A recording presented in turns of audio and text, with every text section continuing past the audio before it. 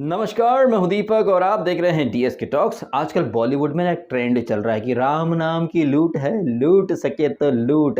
राम नाम यानी कि हमारी सनातन संस्कृति को कहीं ना कहीं आधार बनाकर या फिर एक कंधा बनाकर बॉलीवुड वाले अपनी गोलियां ढिशकियां ढिशकियां धूम धूम करे जा रहे हैं। अभी हमने कुछ दिन पहले देखा आदि पुरुष, भाई साहब कहने को वो रामायण के ऊपर बेस्ड है, लेकिन आपने देखा सैफ अली खान को उसमें खिलजी के रूप में प्रस्तुत कर दिया गया। हमने कभी नहीं देखा कि भगवान श्री राम की मूछें होंगी, लेकिन नहीं, वहां तो प्रभास की बड़ी बड़ी चौड़ी नकली मूछें लगाए उसे भगवान श्री राम दिखा दिया, वो भी एकदम मस्कुलर बॉडी बिल्डर। ठीक है भैया, अपनी अपनी आराधना है, अपनी अपनी आस्था है, अपनी अपनी क्रिएटिविटी है, आप जो चाहे वो कर सकते हो, लेकिन सिर्फ सनातन संस्कृति के ऊपर ही ये एक्सपेरिमेंट किए जाते हैं। इसी एक्सपेरिमेंट की श्रेणी में आ चुकी है राम सेतु, जो कि दिवाली पर रिलीज होगी। राम सेतु का जब ट्रेलर शुरू होता है तो उसमें बड़े ही बोल्ड एंड कैपिटल लेटर्स में लिखा रहता है कि टू प्रोटेक्ट आवर हिस्ट्री।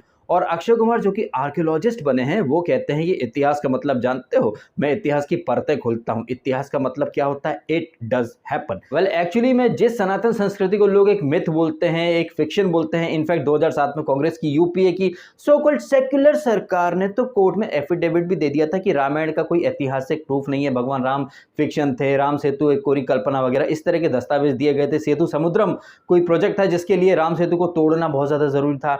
तो ये जो सो कॉल्ड सेक्युलर सरकार थी ना, इसने कभी अयोध्या का विकास नहीं होने दिया। सेंटर में बैठी इसी सो कॉल्ड सेक्युलर सरकार की जो पार्टनर थी वो तमिलनाडु वाली द्रविड़ मुनेत्र कड़गम डीएमके, उन्होंने भी रामेश्वरम का कभी कोई डेवलपमेंट नहीं होने दिया। और कैसे हमारे जो ऐतिहासिक धरोहर है और जो हमारी सनातन संस्कृति की जो निशानियां हैं उन्हें हर संभव तरीके से या तो इग्नोर या फिर खत्म करने की साजिशें रची गई। और ऐसी ही साजिश इस फिल्म के ट्रेलर में भी हमें दिखाई देती है, जहां पर सुप्रीम कोर्ट से सरकार अनुमति मांग रही है कि राम सेतु को तोड़ दिया जाए और फिर राम सेतु को बचाना है। राम सेतु वाकई में है या फिर एक फिक्शन है, मिथ है, इसकी खोज करने के लिए प्रसिद्ध आर्कियोलॉजिस्ट अक्षय कुमार जो है वो जाते हैं। लेकिन अक्षय कुमार राम सेतु यानी तमिलनाडु जाए, रामेश्वरम जाए, उसके पहले वो कहीं अफगानिस्तान में बम धमाकों के बीच में पता नहीं वहां पर किस चीज की खोज कर रहे थे। और वहां से अक्षय कुमार सीधे यहां पर तमिलनाडु आ जाते हैं, जहां से वो श्रीलंका जाते हैं। एक ट्रेन के अंदर वो एक बुक पढ़ रहे हैं, द एंशिएंट श्रीलंका ऐसे करके, उनके साथ जैकलिन फर्नांडीज भी बैठी हुई हैं। कैसे फिर कभी हेलीकॉप्टर में, कभी जहाज में बम धमाके ये सब चल रहे हैं।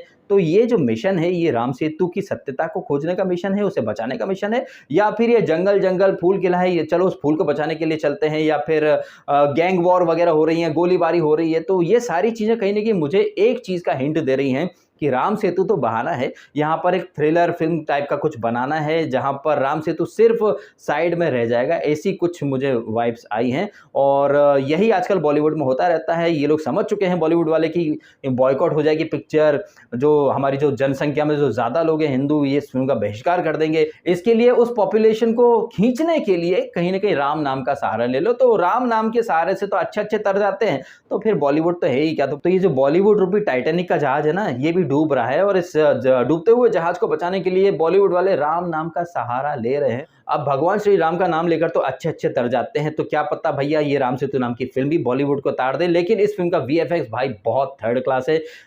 स्पेशली जो ट्रेलर का आखिरी वाला सीन है जहां समुद्र में से ऊपर उठ के आ रहे हैं अक्षय कुमार और कंधे पर एक बड़ा सा पत्थर जो कि राम सेतु का ही पत्थर है। और आप सबको पता है कि राम सेतु के जो पत्थर है वो डूबते नहीं है, हालांकि साइंटिस्ट वगैरह कोई कुछ भी बोले, लेकिन राम सेतु के पत्थर डूबते हैं नहीं। तो अक्षय कुमार एक बड़ा सा पत्थर कंधे पर रख के आ रहे हैं, जिसके ऊपर ट्विटर पर मीम्स की बाढ़ आ रखी है।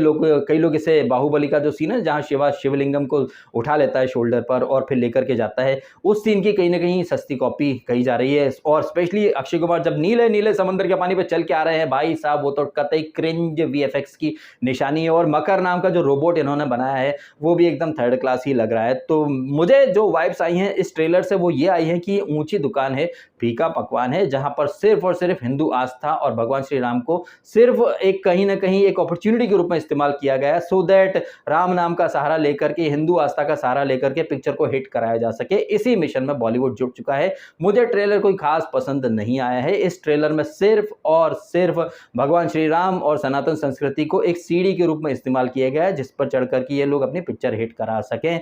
क्योंकि ट्रेलर में राम सेतु या फिर भगवान राम का इतना हमें रेफरेंस या उल्लेख नहीं दिखाई देता है, जितना वहां पर इनफैक्ट जो सेटअप है जहां पर अक्षय कुमार जाते हैं वो सेटअप आई थिंक इस पिक्चर में ऐतिहासिक तो कहीं से कहीं तक नहीं, वो मुझे मिशन मंगल की सेटअप की याद दिलाता, जहाँ पर कुछ स्पेस वगैरह की जो थी ना चीज़ें, जैसे कि रॉकेट वगैरह लॉन्च हो रहे हैं, तो ऐसा सेटअप हमें दिखाई देता। तो मुझे तो यही लगा कि भैया ये अक्षय कुमार आर्कियोलॉजिस्ट है या फिर साइंटिस्ट है। और एक बात जो कि आप लोग बहुत अच्छे से जानते हैं कि अक्षय कुमार की पिक्चरों में कोई ढंग-ढंग की रिसर्च नहीं होती है, एकदम चालू काम होता है, 30-35 दिनों में पिक्चर खत्म कर देता है अक्षय कुमार। तो यहाँ पर भी मुझे बहुत सारी चालूपंथी वाली चीज़ें दिखाई दी हैं। मुझे ट्रेलर कहीं से कहीं तक कन्विंसिंग नहीं लगा है। एक्चुअली में ये ट्रेलर उतना ही ज़्यादा कन्विंसिंग और अच्छा है जितनी ज़्यादा कन्विंसिंग अक्षय कुमार की नकली मूंछें थी उसकी फिल्म पृथ्वीराज चौहान में। आपने सबने देखा कि वहाँ पर उसने क्या रिसर्च वगैरह की थी। तो यहाँ पर भी मुझे कोई खास रिसर्च और कोई ज़्यादा मेहनत दिखाई दे नहीं रही, एकदम क्रिंज फेस्ट लग रहा है मुझे ये ट्रेलर। अब अगर आपने राम सेतु का ट्रेलर देख लिया है तो आपको ट्रेलर कैसा लगा कमेंट करके अवश्य बताइएगा, और ये वीडियो कैसा लगा